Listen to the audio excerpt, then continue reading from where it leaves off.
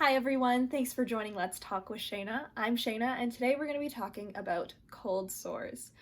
Now, I do want to preface this video with I am not a medical professional, so if you do have any medical questions after watching this video, do make sure that you are consulting your medical professional.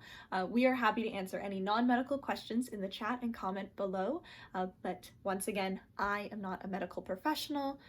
These are all things that I know just from working with skin science. So with that being said, let's get started.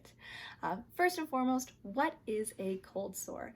So cold sores are typically a blister that you can get from a viral infection. Now, one thing that is not super known, but the virus that causes cold sores is something that actually can live dormant in your body for years and years and years. That's why if you've ever gotten one cold sore, you might find that you are more susceptible to continue getting cold sores.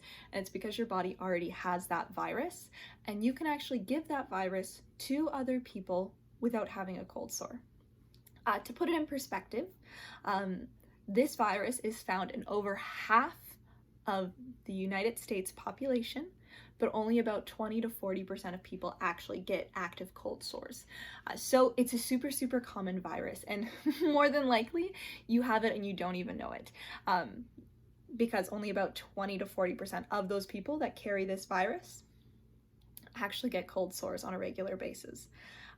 Now, do keep in mind that cold sores, they're one of those things that they're really irritating when you have them for the week or 2 weeks that you have it.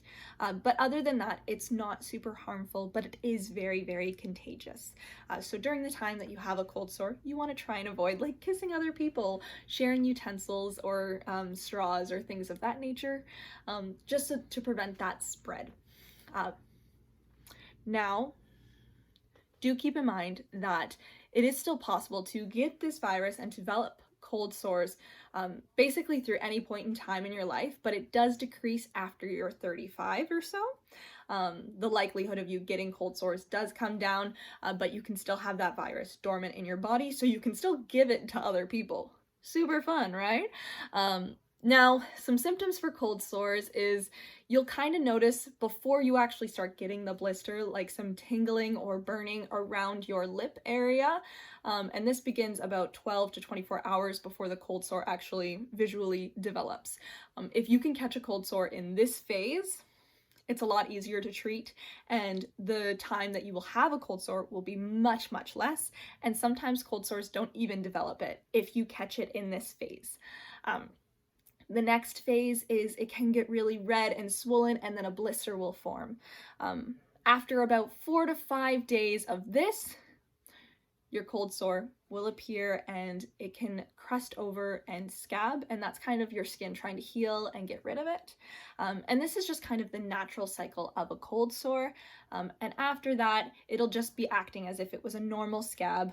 And sometimes your skin can be a little bit more tender and sensitive and red for about 1 to 2 weeks as the cold sore heals. Now, as I said, this can be caused from someone else having this dormant virus, or they might actually have a cold sore as well, and then you were to exchange saliva in some way, whether it be sharing utensils, kissing, whatever it be. But that can cause you to get the cold sore, or to give them the cold sore if you have the dormant virus. Now, some things that can trigger a cold sore if you are someone who already has that virus and it's already living inside of you and it just flares up every now and again, just something to keep an eye out for is if you have any kind of hormonal changes like menopause or pregnancy. A sunburn can cause it to flare up. Extreme temperatures, extreme hot or extreme cold, both ways work. Stress, physical or emotional, can cause a flare-up. Not sleeping properly, so fatigue, or just being simply sick. Your body kind of kicks you while you're down and gives you a cold sore when you're sick. And last but not least is dry, damaged skin, specifically around your lips. So if you have really chapped, cracked lips, that can also cause a flare-up of a cold sore. Now, some ways that you can get rid of cold sores, specifically over-the-counter medication. Once again, this is something that you'd want to discuss with a medical professional about, whether that be the pharmacist or dermatologist or your medical professional, like your family doctor. But some things that aren't medicated that you can use is making sure that you're using some kind of sunscreen or SPF lip balm, just to kind of help with that sunburn, to prevent that flare-up from happening. Acidic foods can also cause that to happen, like flare-ups. Something you can do to kind of calm it is you can use cold compresses or on the cold sore itself. So just like a little ice pack or even like an ice cube, just put over the cold sore. That can kind of help soothe the itching and burning that comes along with it. And last but not least is getting rest, because one of the things that can cause a flare-up is not sleeping properly. So staying on top of your sleeping schedule can also kind of calm down that cold sore for you. Now, as I said, ways that you can prevent it is just trying not to exchange saliva with anyone. Don't share like razors, towels, those types of things with someone that you know has a cold sore or has that active virus.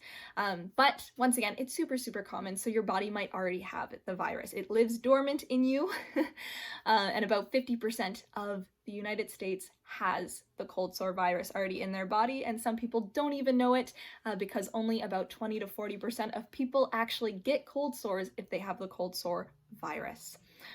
Now, of course, I know I threw a lot of information at you, so if you do have any questions or anything like that, feel free to leave them in the chat box below.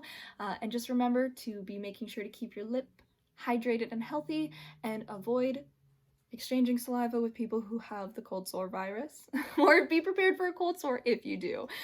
Now, that's all from me, so thanks for joining Let's Talk with Shayna. Until next time, bye-bye.